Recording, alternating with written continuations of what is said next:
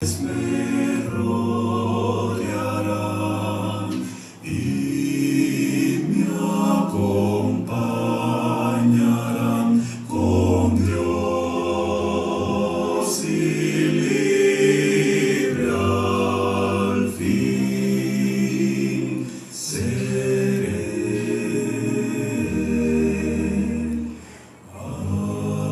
Hay un lugar de amor,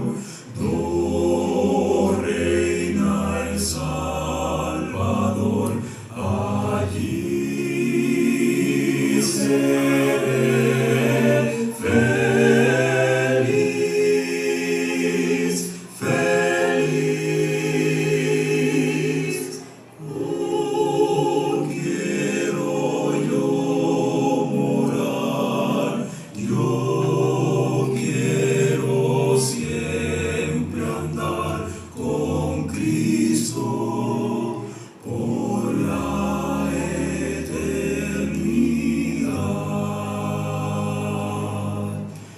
En un jardín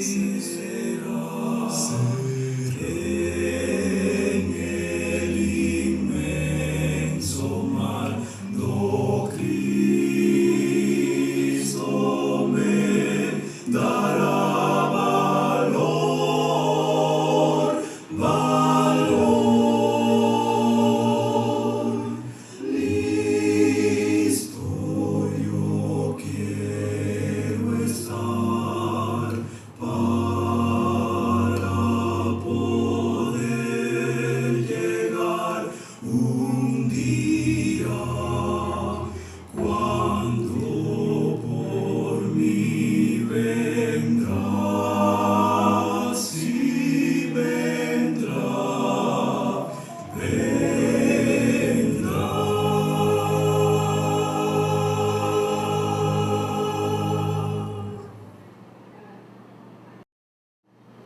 Romperse puede todo lazo humano, separarse el hermano del hermano, olvidarse la madre de sus hijos, variar los astros sus senderos fijos. mas ciertamente nunca cambiará El amor misericordioso de Jehová.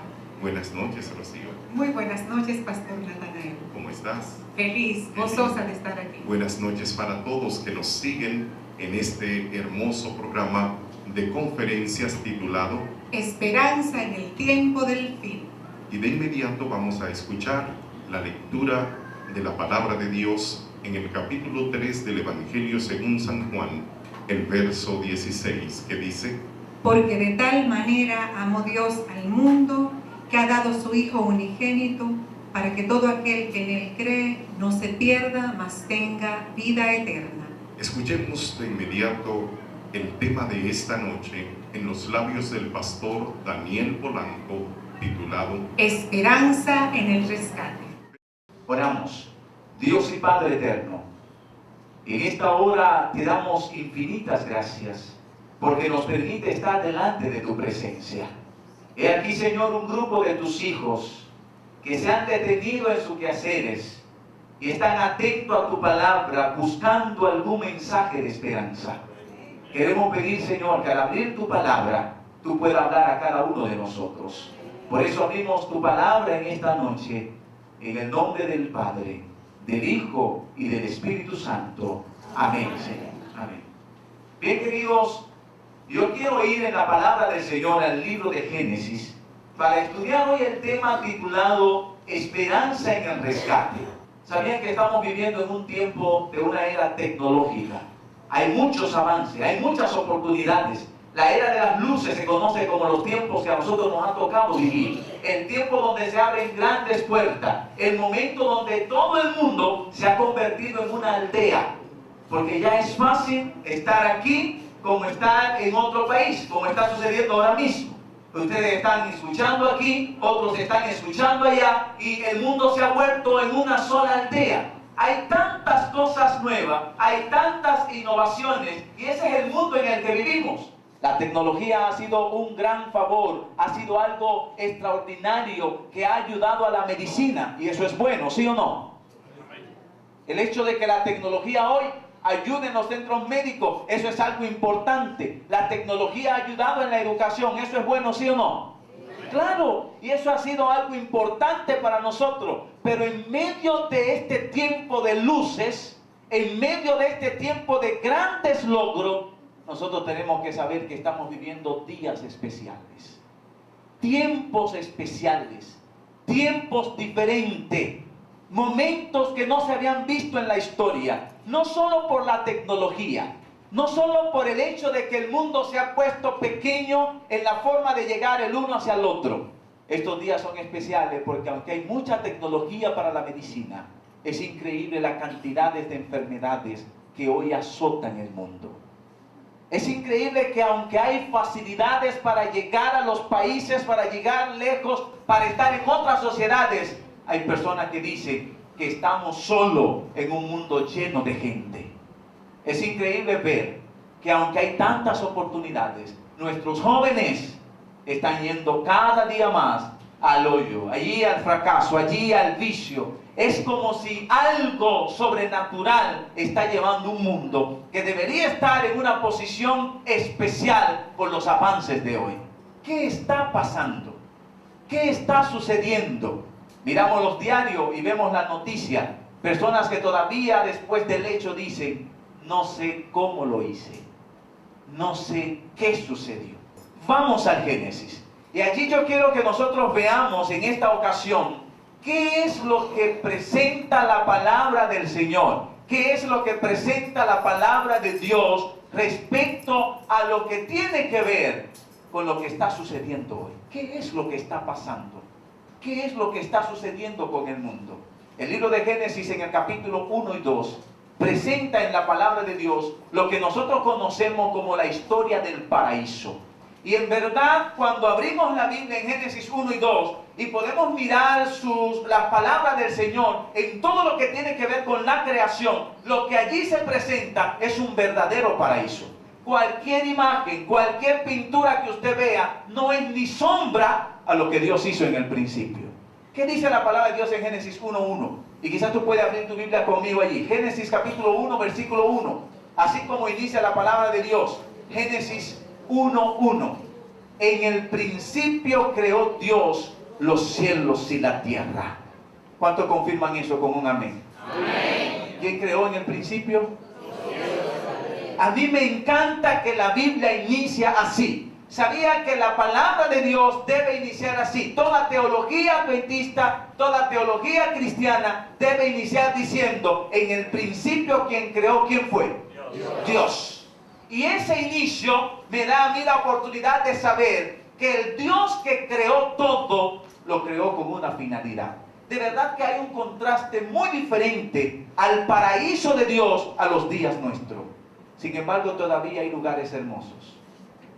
Hay lugares que cuentan la gloria del Señor.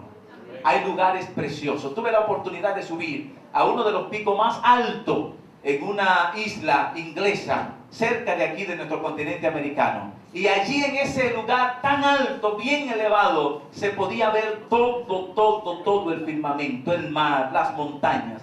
Realmente uno se queda impresionado. Es grande el poder de Dios.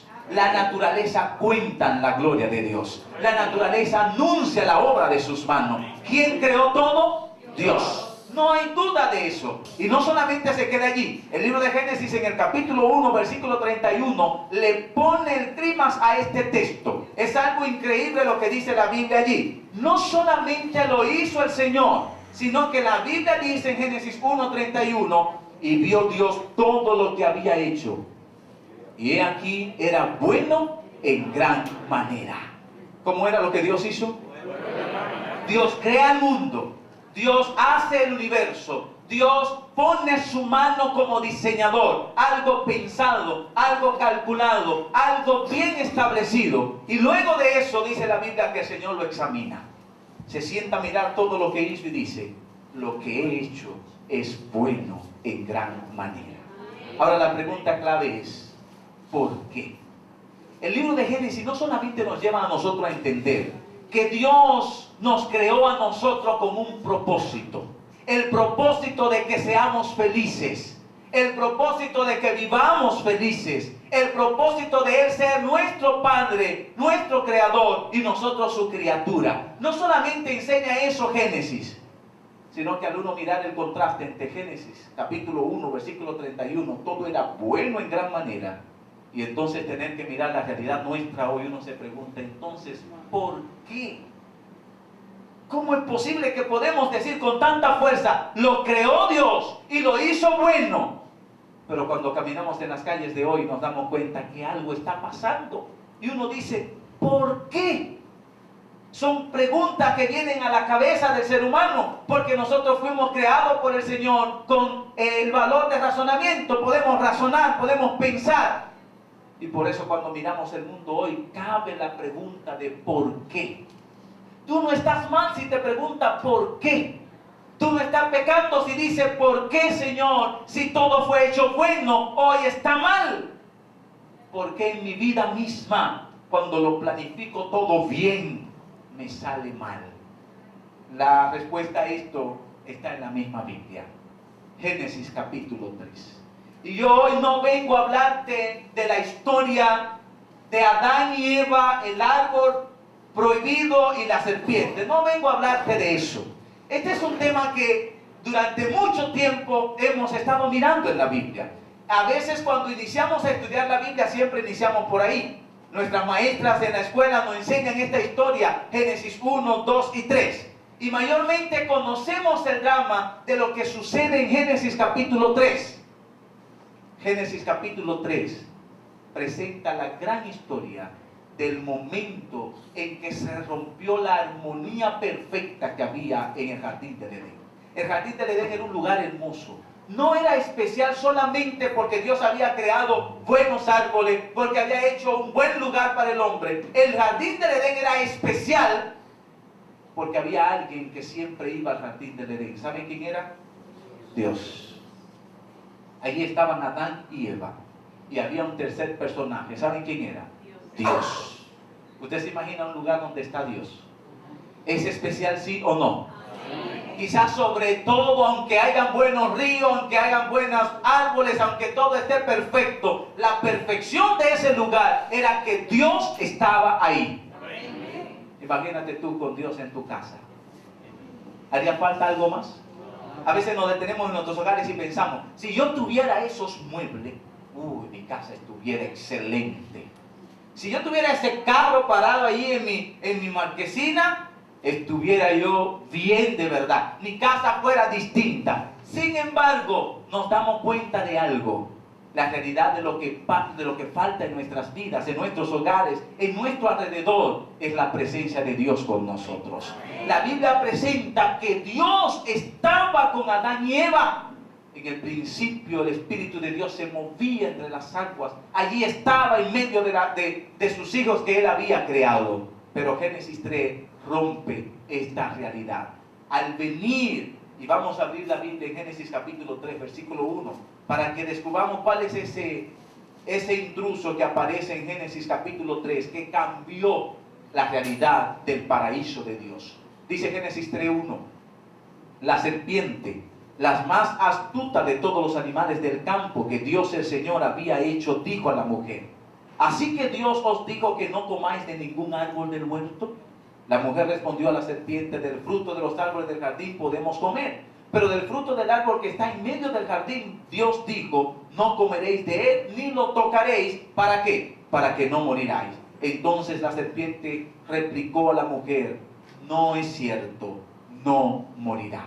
En Génesis 3 aparece un cuarto personaje. ¿Quién es este cuarto personaje? No es una serpientita apenas. A veces pensamos, sí, allí aparece la serpiente de la historia bíblica. Allí aparece la serpientita que empieza a hablar con Adán, que empieza a hablar con Eva. Pero yo quiero decirte esta noche que esa serpiente fue causante del cambio drástico que ocurrió del paraíso de Dios a la realidad que vivimos hoy. Y quiero decirte, según la Biblia, que hoy en día todavía seguimos sintiendo los achaques de un enemigo que procura tu perdición. ¿Que procura qué? Espérense, vamos a ver algo. Dios quiere que yo sea salvado. Dios hace el huerto del Edén con la finalidad de que el hombre viva feliz. Es el interés del Señor que nosotros tengamos todas las cosas. Pero ahora la Biblia me dice que hay un cuarto personaje en la historia del Génesis que procura el malestar de la humanidad, que procura que las cosas que son buenas salgan malas, que procura que el bien que es de Dios ahora se dañe. Y yo quiero que nosotros conozcamos ese personaje. La Biblia lo conoce como Lucifer. No era una serpiente, era un ángel de luz. Su nombre dividido en dos, luz y ferro, significa portador de luz. Y es descubierto totalmente en la palabra de Dios y descrito por Ezequiel capítulo 28, versículos 12 al 14. Tú puedes allí buscar en la palabra del Señor el libro de Ezequiel, capítulo 28, versículos 12 al 14. Y también puedes leerlo conmigo. Dice allí la palabra del Señor: tú, el que sella el modelo, lleno de sabiduría y acabado de hermosura, en el Edén, en el huerto de Dios estuviste. Toda piedra preciosa era tu ornamento. Y sigue diciendo: tú eras querubín ungido, el cubridor, y yo te puse. Isaías describe quién realmente era ese ángel, que dice Ezequiel que estaba vestido de luz, que era el cubridor protector del Señor, y que toda piedra preciosa era su ornamento. Había sido creado para ser parte de las huestes celestiales. Ahora Isaías me dice quién es claramente. Isaías 14, 13 y 14 dice: tú que decías en tu corazón, subiré al cielo a lo alto, junto a las estrellas de Dios, levantaré mi trono, y seré semejante a ¿quién? Fíjense, esa serpiente de Génesis 3, cuyo nombre era Lucifer, ángel de luz, ahora dice Isaías que él tenía un objetivo. Dice que se levantó por encima de Dios. ¿Estamos hablando de alguien cualquiera? Una vez alguien dijo: si yo hubiese sido Adán, yo no peco. Si yo hubiese sido Eva, yo no caigo. ¿Han escuchado muchas veces eso, no? Y algunos dicen, cuando están trabajando duro, por Adán. Y otros dicen, por Eva. Cuando está cayendo el sudor, cualquiera dice seriamente: oye, si no hubiese ocurrido lo que ocurrió en el Génesis, las cosas hubiesen sido distintas hoy. Imagínese usted salir de su casa y encontrar todo árbol con fruto. Todo árbol daba fruto para comer. Todo estaba cómodo, todo estaba preparado. Dios había establecido un lugar especial para que Adán y Eva vivieran bien. Y uno a veces dice: si Adán no hubiese caído. Pero yo no quiero justificar a Adán, porque Adán solamente tenía que obedecer ¿a quién? A Dios. El primer pecado consistió en la desobediencia. Pero yo sí quiero decirte algo: el enemigo al que se enfrentaba Adán no era cualquier cosa. El enemigo al que se enfrentaba Adán no era cualquier serpientita. Vimos en la Biblia que es este que se levantó por encima de Dios. ¿Era alguien fuerte, sí o no? Las huestes malignas que fueron descendidas desde el cielo le acompañaban. Y este enemigo se propuso hacer caer a Adán y Eva. Y allí fue con el objetivo, sembrando la mentira. Y lo logró porque Adán y Eva desobedecieron a Dios. Ahora nosotros estamos mirando ese que se levantó. Es el mismo que se propone que la humanidad no llegue a Dios. He conocido personas que me dicen: pastor, yo quiero ser cristiano. Yo voy a ser cristiano. Mire, yo mismo, el próximo año yo me entrego al Señor. Y no sé cuántos hay aquí, y yo veo algunos rostros aquí que lo he visto en otras campañas, que ya he tenido contacto con ustedes. Y quizá en algún momento han dicho: mira, yo ya sí es verdad que me voy a entregar. Me encontré con una persona así en una campaña, en una iglesia. Y me decía: pastor, ya sí es verdad. En esta me entrego al Señor. Pasó la campaña, no se entregó. 2 años más después volví al lugar. Y encontré a la persona en la campaña. Y le digo: ¿qué pasó? No, pastor, estaba decidido. Pero no sé qué es lo que pasa. Mientras yo tengo el deseo de ir, parece que hay algo que no quiere que yo lo haga. Y yo le dije: tú diste en el clavo. En este tema de la salvación hay un enemigo que procura la perdición de los hijos de Dios. Sin embargo, hay un rescatador que vamos a presentar esta noche. Ese rescatador es la esperanza que nosotros podemos guardar en este tiempo. En tiempo donde el enemigo se ha levantado con ira, nosotros tenemos a un Dios que lo ha vencido en la cruz del Calvario. Allí dice la Biblia que este era un grande. ¿Dónde se originó el problema del enemigo? En el cielo. ¿Contra quién se levantó el enemigo? Contra el mismo Dios. Apocalipsis capítulo 12, versículo 7 dice: hubo una gran batalla en el cielo. Miguel y sus ángeles luchaban contra el dragón. Y luchaban el dragón y sus ángeles. Y fue lanzado fuera el gran dragón, la serpiente antigua, que se llama ¿cómo? Diablo y Satanás, el cual engaña al mundo entero. Y fueron arrojados a la tierra, y sus ángeles fueron arrojados con él. Ese enemigo que fue lanzado desde el cielo viene al huerto del Edén, rompe el círculo perfecto, Adán, Eva y Dios, y aparece un cuarto personaje, quien vino para dañar, quien vino para maltratar, quien vino para cambiar radicalmente el plan de Dios para la humanidad. El pecado separó a Adán y Eva de Dios. El pecado hizo una distancia entre el hombre y el Señor. Y es allí donde vemos en el Génesis quién es el autor, quién es el originador del mal. El originador de la tristeza, el originador del dolor, el originador de las lágrimas, de las desilusiones, aún de la muerte. Pero también Génesis nos presenta quién es aquel que desea que el ser humano viva feliz y viva enteramente entregado a Él. Génesis presenta el cuadro completo. Dice, ahí está el Dios que crea todo perfecto para que tú vivas bien, pero hay uno que entra para dañar, que entra para maltratar, que entra para hacer de la perfección de Dios un desastre. En el libro de Mateo, nosotros tenemos a Jesús tratando de ilustrarnos lo que está pasando en Génesis. Mateo capítulo 13, versículo 27 al 28. Jesús dice una parábola a la cual conocemos como la parábola del trigo y la cizaña. Esta parábola del trigo y la cizaña es muy interesante, porque a pesar de que Jesús la cuenta miles de años después de que ocurrió lo del Génesis, todavía el Señor está tratando de ilustrarnos qué es lo que sucede con ese enemigo. Mira, Jesús dice, un hombre compró una tierra.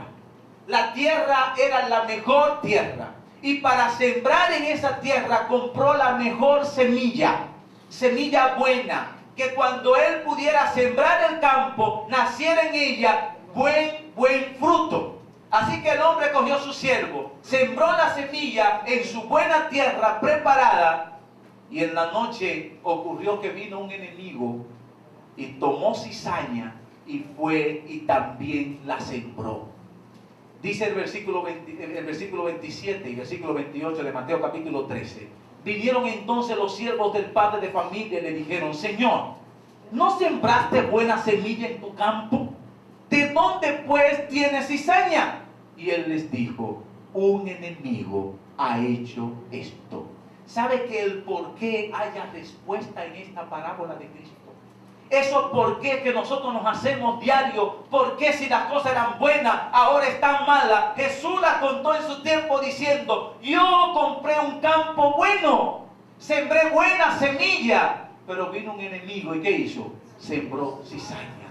Es el momento que vivimos, cuando las cosas las planificamos bien, cuando nos sentamos a mirar el futuro positivo y de repente sale ¿cómo?